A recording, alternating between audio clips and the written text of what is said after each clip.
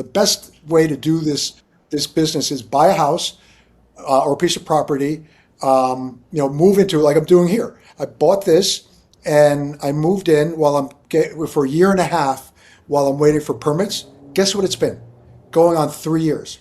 3 years that I've been waiting for permits. But so like I'm living in it, so it's an asset. I need a place to live. It works, and then ideally you fix it, and then you move back in, and you furnish it really nice, and you try to live in just one little corner, and now it smells like pumpkin pie, and the fireplace is going, and you put it on the market. And it's a home, and people want to buy a home. They don't want to buy a spec house. So it's staged, which is your furniture, and you're paying, rent to yourself. So it's a great, and you get a tax benefit if that's still a tax benefit. If you live there for 2 years, you can. But so I think that's a good hack or good way to. Is there just too many people per capita in projects going on in the city that's why they're like the lack of turnaround? I think so. Yeah, right. I mean, now it's like the private equity guys are involved. Yeah. I love that guy who's got the big eyeballs and the big lips, and he does the thing on social media about PE, private equity. Do you know him? Yeah. He's so. He came to you saw the video. Oh my God, that's right. Yeah, yeah. How do you know that guy? That guy is I love that. He lives in Wellesley. No way. So like we were literally DMing, and I was like, "Come see White Oak." And he's like, "Dude, I'd love to."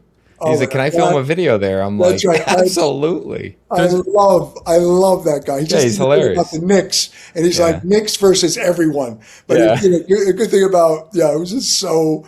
That guy is so funny. Anyway, so I think private equity PE guys are now involved, right? And they're buying houses.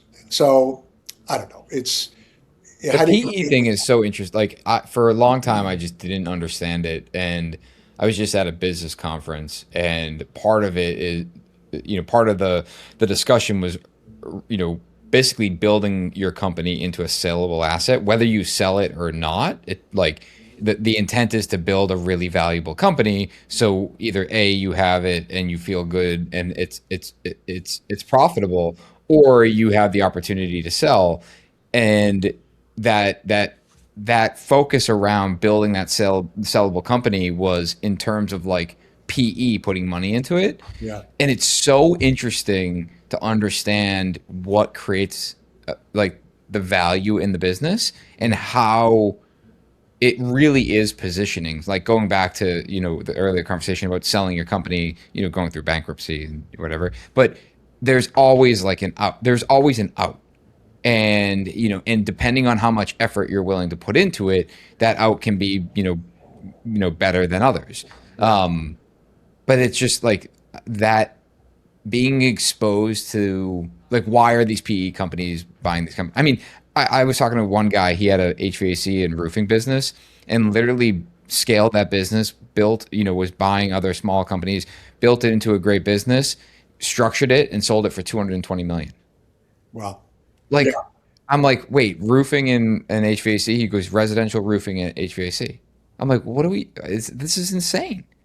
Yeah. And it's like, and I'm not here to debate like whether or not PE should be buying these or not. Like, I know that there's issues with that. But my point is that these become the vehicles for these PE firms, where it's like, they can put money in the stock market, or they can go and buy a business that's making 20, 30, 40%, net profit, and dump money into it to scale it. And then their 200 million is then printing 20, 30, 40%. Well, that goes back to just, you have to have money to make money conversation that we had. So it makes all the sense in the world. The problem is it just, it changes the economics, in a lot of ways and the experience. But if you're on the winning side of that, it's brilliant. It's funny. I just was talking about my dentist. I couldn't figure out what was going on, and I think I watched that guy. What's his name again? The PE guy? PE guy, yeah. Johnny is his name. I watched the PE guy, and I think the light bulb went on in my head, and I said, I know what's going on with my dentist. They were bought by private equity, And now it's a business, which makes Yeah. sense because you got mom and pop kind of tinkering around and like, they can't keep the books. Yeah, you lose the human aspect of it, and then Yeah. it becomes like that's And the then they interesting keep the part is like, doctor on board for like their license, but they yeah, completely revamp the entire business. And what I thought was brilliant, I'm realizing is like the devil is there's mm, stations. You walk in, you have this receptionist, then you're meeting with this person, and if you ask anything about pricing, they put you into the office yeah, with the financial person. And the financial person actually had a calculator and a pencil and was writing stuff down. It was really interesting.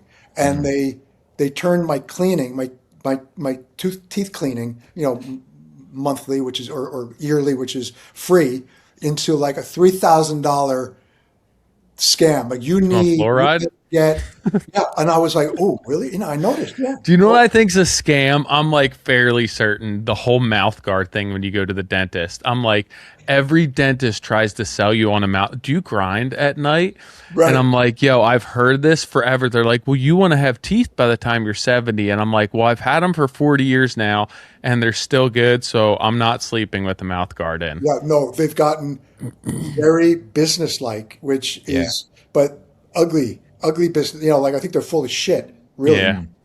mhm. It like that's the point. That's the side it was really interesting to see is just how what they basically just double down on, what works, and there's no human aspect of it where it's, a business that like we tend to love has this kind of cushion of, moments where a human steps in and, from a business perspective, you're dipping, like you're losing money, but you're doing it for the long term where the PE side, they're looking strictly like, how do we keep this moving in an upward trajectory? Hey, Yeah. it's just about And the bottom line.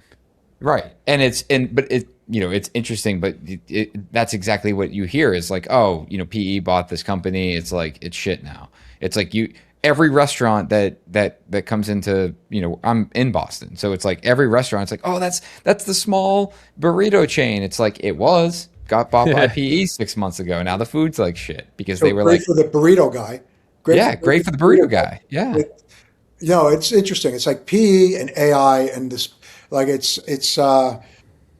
changes the whole vibe Yeah. of living in society. You go to the dentist, you go to the burrito place, and I think it's a shame, but unless you're on the winning side, and if you're Right. not, you yeah, you're trying to come up with how can I sell this? How can I build value in my company, in my business, and so that it's sellable. Are you trying to do that? Are you trying to? No, I want to build a profitable business, and I mean, like, don't get me wrong, I want to be wealthy. Like, I'd love to make a bunch of money and create, enormous wealth, or at least move in that direction Yeah. and understand what it would take to build my business around that. Spending time with this team and talking about it and just specifically around my business, it opened my eyes up, in terms of like the simple things I can do to be more profitable as a business, but not in a way where it's like, hey, I need to sell this for $100 million like in 10 years. Like that's, while I like that could be obtainable, it's just not what my goal is. Yeah. My goal is to, I'm very passionate about building. I'm building this spec house for an enormous amount of money as a huge risk and kind of more of a middle finger to everyone that told me I couldn't do it than anything else. Yeah. And Well, that's beauty. I love that, and that's what PE takes out of our. yeah, they would look at it like, kill that, don't do that, do this. Because This is it more doesn't make sense. profitable. It's too Yeah, risky, right? We've done the analysis. It doesn't yeah, pencil. I always joke now with people that if I hear one more guy tell me it doesn't pencil, I'm going to stick the pencil up his ass. It's like, sometimes you just have to have an experience. You know what? You might not make dude, 30%. Mark, that's like so good. Like that has to be a clip. Sometimes you just need it to be an experience. Like, But Right. that's so And good. and that's what AI and PE guys are taken out of our heart and soul of a guy like you that, of course, who doesn't want to be successful and make money? But do we have to have stupid money? I'd rather have a really cool experience and fulfilling existence. I was going to say job or career, whatever it is. I mean, no one likes, my daughter's like, I don't want a career. I'm like, all right, is that the new thing? Like careers are bad? How about you pay your bills? But you call it dog shit if it pays your bills, and I don't have to pay your bills. But it's yeah. I just want to like have fun and be responsible and be able to support my 5 kids and give to charity and do fun stuff and just be like a good society in America and get countries that think we're like money hungry pigs to stop thinking like that, because it's not true. It's totally not true. And living in New Zealand was a great experience just to hear how others really, really feel about us. And I think they're envious, quite frankly, but and it's just not true. In New York, forget it. A guy just did something and I saw it. I thought to repost it, but I lost it. Now I can't find it. But it was like one of these parties at the Knick game. And he goes, look at this guy. This guy is like Muslim, and he's talking about, and he's got a Jewish guy with his thing on his head next to him, and there's a black guy behind him, and a Chinese person. There was like all these people, and his whole point was that's what made it's not perfect, but what other city do you have this kind of diversity? Yeah. So it's kind of the middle finger to the world, saying, like yeah, we got problems, but we're pushing the envelope as well. We got so much freedom and so much diversity. Yeah, you're going to get crazy shit going on, but it's pretty cool to live in an open, free society and have the opportunities and the capitalism and the ability to make money and buy a company or sell a company or give to charity or start your own, and that's I think a lot of that comes from having having the stuff that AI and PE people are trying to take away. Like sometimes it doesn't pencil. Sometimes it's just, but it's fun. I just want to do it. Yeah, it doesn't make sense. I built a treehouse, right? My favorite project was a treehouse at a different house that I bought. Shitty house. I never fixed it up.